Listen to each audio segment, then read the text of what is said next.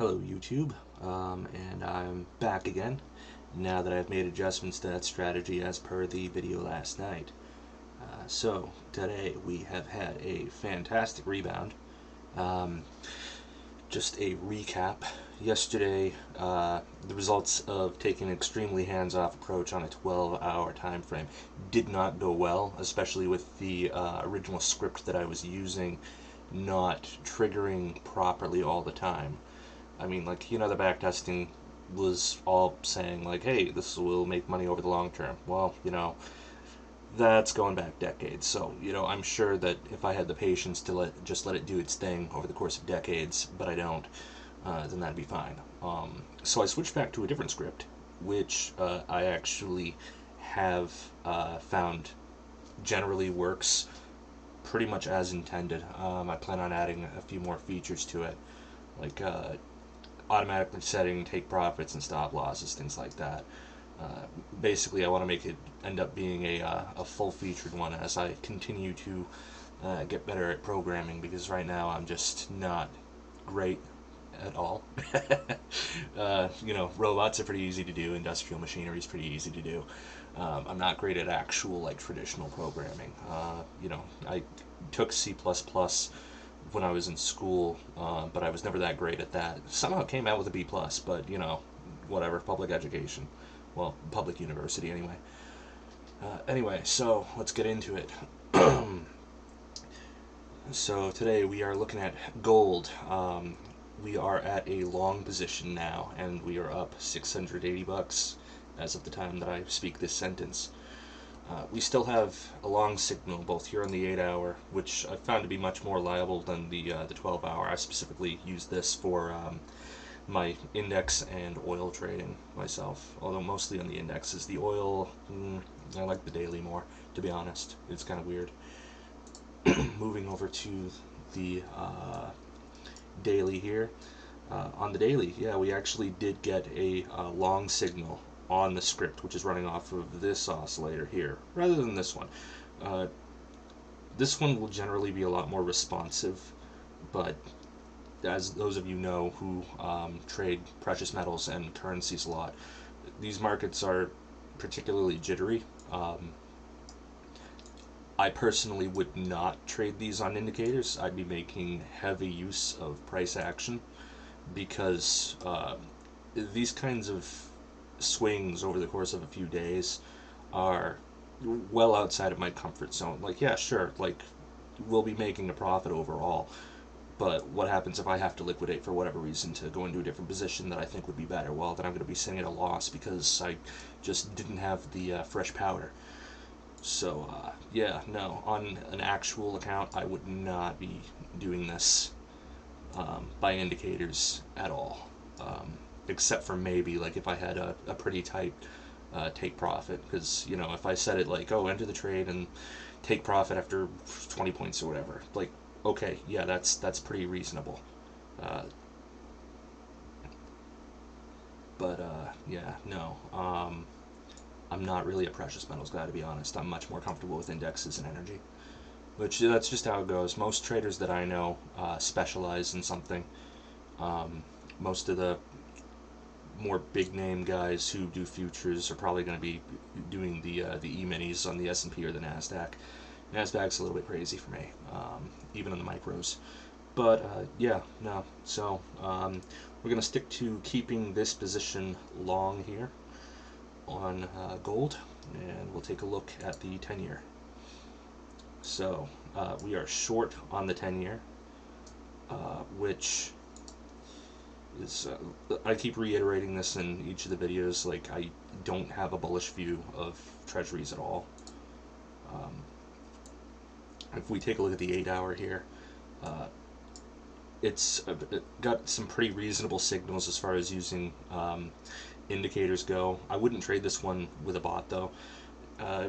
One of the things that I've talked to one of my friends with would be that I would use this oscillator down here, and I would set a pretty tight take profit point just to grab a few points out of it, and then take profit, because, as you can see, even on just the 8-hour, which is still a pretty high time frame, as far as day trading goes, because it barely counts as intraday.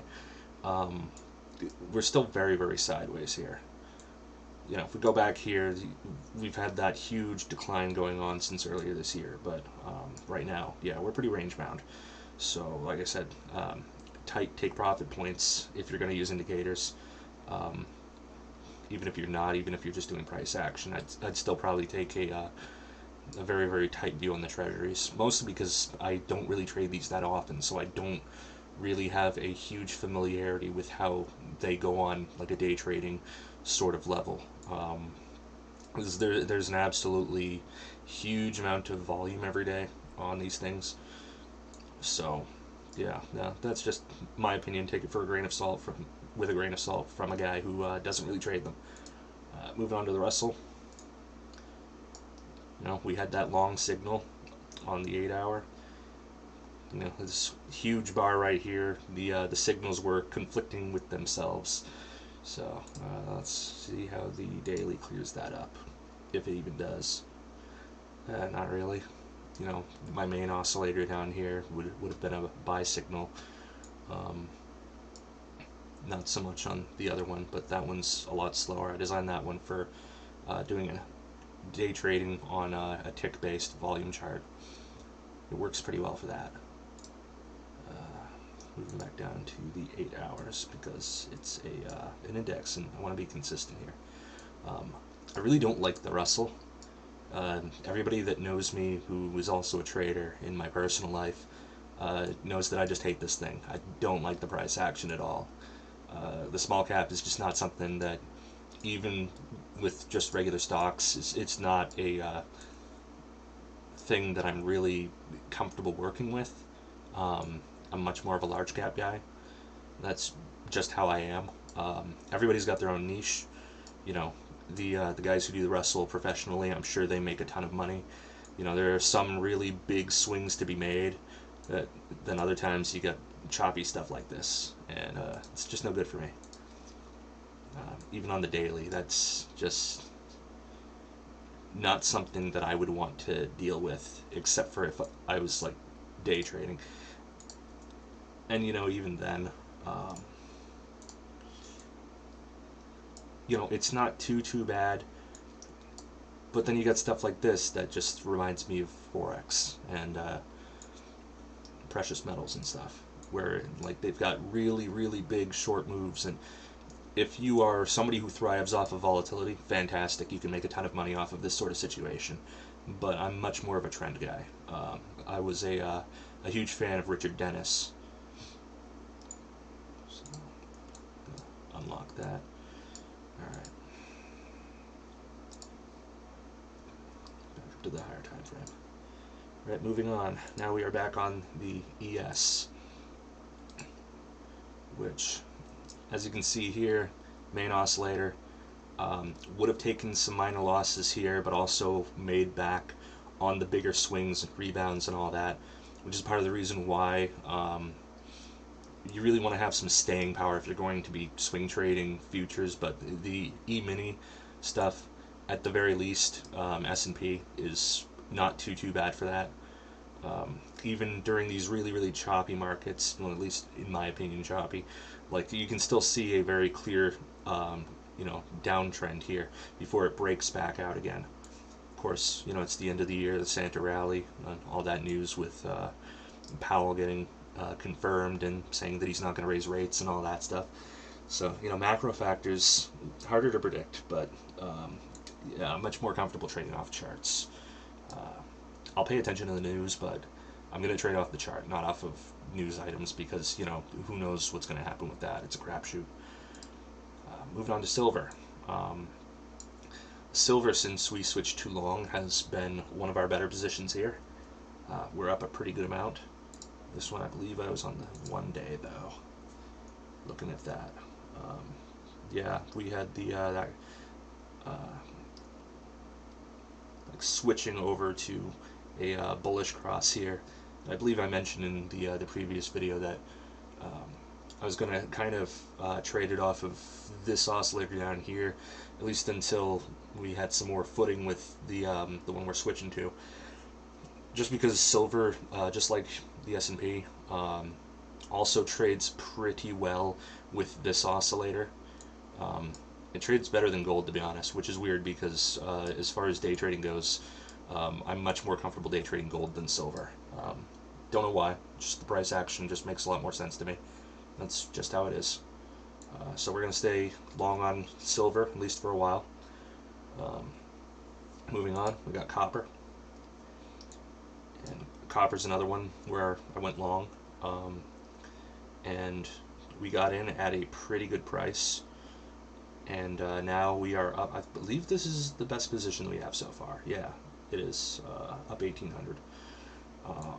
So yeah, that's going to be staying long for a while probably. As far as macro factors go, though, I'm bullish on copper long term. Not just because of how much of a huge rise that it's had over the last year.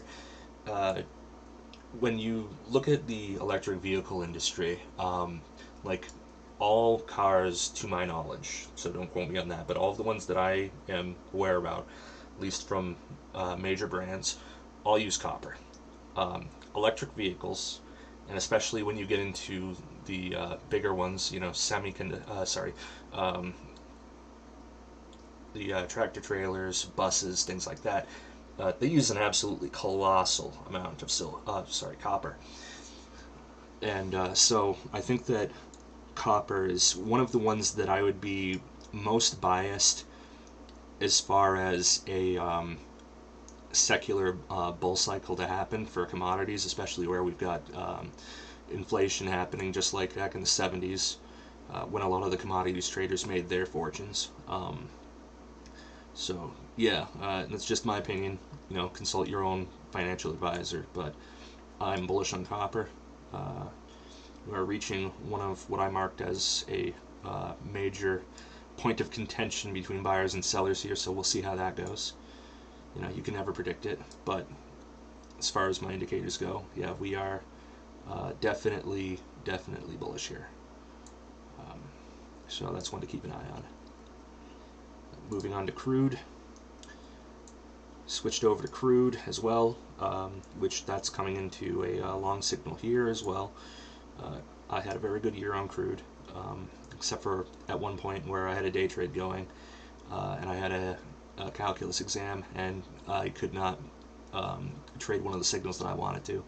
Went from up $300 to down 150, and so I wasn't pleased. But you win some, you lose some, and that's the risk you take by having a trade going while you're busy, especially at this market. Although, like I mentioned, I'm a lot more comfortable with trading energy than precious metals. The swings are a lot easier to catch, in my opinion, to be honest. And if you do the kind of thing where one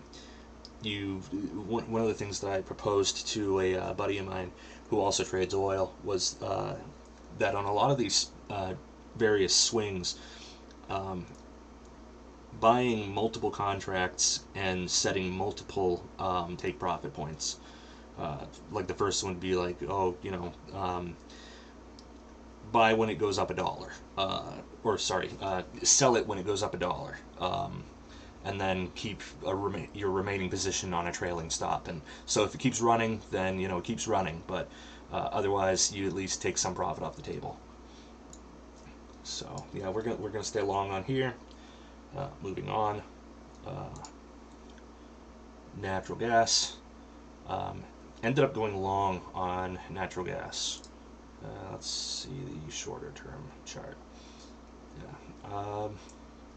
Like I said, energies, I like trading. Natural gas is one of the ones where I only take big positions on it for like long-term cycles that happen over the course of like months at a time. Right now we are not in one of those periods, so it's the kind of thing where I would just I would swing it very carefully. We've been in this sideways, pretty narrow range, plenty of opportunities to make money intraday, but still at the same time pretty fairly narrow range over the course of the last month. And looks like we are approaching the where we originally had a little peak here. So we'll see if it breaks out. And of course, we're at the 50 EMA as well. Again, I don't trade off of the that 50 EMA. I keep it for visualization purposes. And I know some traders will be like, well, you know, I only take short signals on this indicator when it's below the EMA as well, as like their confirmation, and like that, you know, fair enough, that's valid, but it's not something I do. But again, I'm a little bit weird when it comes to trading anyway. And moving on to the T-bonds. We are still short here as well. As I keep reiterating, I am not bullish on treasuries at all. Not one bit. And yeah, I don't like this kind of price action. So if it wasn't for this experiment, like I have never traded ZB, and I probably never will. So this is just for, you know, see how it goes. But you know, even with just following the script, like that's been really, really choppy. I don't like that at all. If I were going to trade this, again, it's something where I would set a very, very tight price target, and that's pretty much it, because I just don't have any experience with trading this. And I have a personal policy where if I don't understand something, I don't use real money to do it. I will be the first person to admit when I don't understand something with trading. I'm an engineer by trade, so I try to design things, design systems, design plans, basically, as you can probably tell. And like if I don't understand an indicator, like somebody will be like, oh, well, you know, I used something or other fractals in combination with this really obscure type of pivot point with a ratio that's not standard. I'll be like, you know, if you make money off of that, that is fantastic, but if I don't understand it, I'm not using it.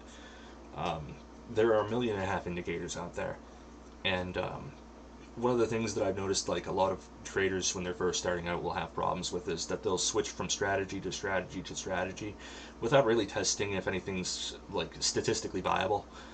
And that's kind of why, like, when I started doing my own scripts and stuff, like I flat out said, I just heavily modified stuff that already existed. I heavily modified MACD. I heavily modified stochastics. I decided, well, you know, what do I want this to do for me? And then I made adjustments as necessary. In general, I don't really follow the way a lot of things were designed to be used. Like, I've mentioned this in previous videos. Stochastics in particular, a lot of the books that I've read, the websites that I've read, various explanations of the indicator, is that people will use it just as an overbought, oversold indicator. You know, when it goes overbought, they go short. When it goes oversold, they go long. Kind of like RSI. And I just don't use them that way. RSI, I have never found an actual use for. Like, I know guys who have made a bundle of money with it, with both traditional stochastics as well as RSI. I know one guy who only uses the Ichimoku cloud on, I think it was soybeans is what he trades. And that's another one where the Ichimoku cloud, I understand the principles behind it, but it just never really worked in any consistent fashion for me, even when just following the rules mechanically. And if it works for you, fantastic, that's great. You know, years and years and years ago, I worked at a bike shop, and my old manager, he had a saying where, like, he thought this one type of motorcycle was just particularly ugly, but we still sold them, and they did sell. And he was just like, you know, of course, you know, I think that they're hideous, but there's an ass for every seat. And that's the same thing with trading, is that if you find something and you actually do make money, which most traders don't, statistically, at least that's what every website and every book that I've ever read says, you know, if it actually does work for you, and at the end of the day, week, month, year, whatever, wherever you're making your benchmark from on your performance, if you come out consistently profitable, Like, I don't care if your thing is a a bunch of moving averages that as soon as it looks like the head of a horse, you buy or you go short or whatever. That sounds ridiculous, but if it works for you, fantastic. That's no skin off my back, doesn't hurt me. Um, but anyway, that's the end of our overview, and we've continued to increase our comeback here. We were down to, as you can see, about $59,000 from an original start of 100,000. And we are back up to 67,000 now that I'm actually paying attention and using my strategies how I initially designed them to be used. So it just goes to show you what consistency and planning can actually do for you. Again, this experiment is very, very haphazard. So, if you're going to do this kind of thing, don't use your real money because you're going to have a bad time.